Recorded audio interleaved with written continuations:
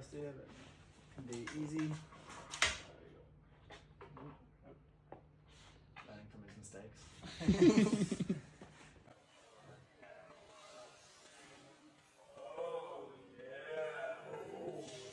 Oh yeah. These last three mean business. There we go. Thought I was gonna be open, huh? Yeah, I'm one step ahead of you. Here you go, what? What? You wanna launch yourself out? See like this. You wanna launch yourself at me, don't you? Yeah. Oh, that's it.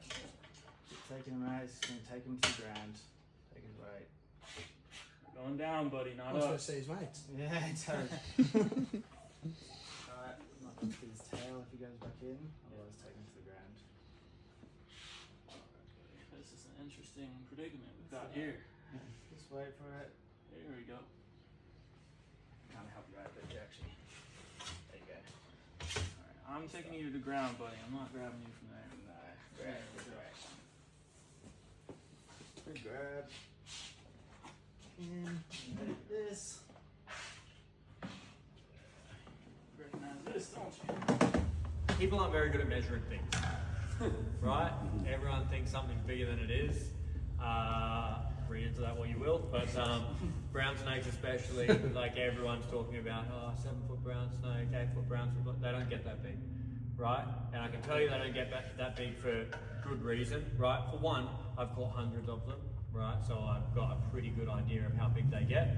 And they get to a certain size for a certain reason, right? Snakes reach certain sizes because generally of their prey and the way that they're built.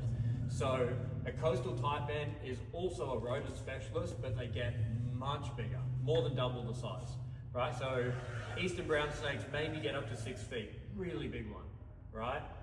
Coastal taipans technically get up to 9 feet. Why the massive difference? Small head. Head. The head is only a certain size.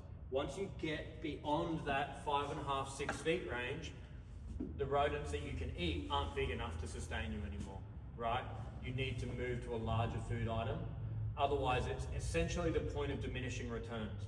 This snake does not have a head big enough to move on to anything after rodents. That's why coastal taipans have enormous heads on them, right? Because they get so big that rodents aren't big enough anymore and they move on to eating things like bandicoots. If you're going to eat a bandicoot, you need a really wide head structure to be able to do it. Brown snakes do not have that.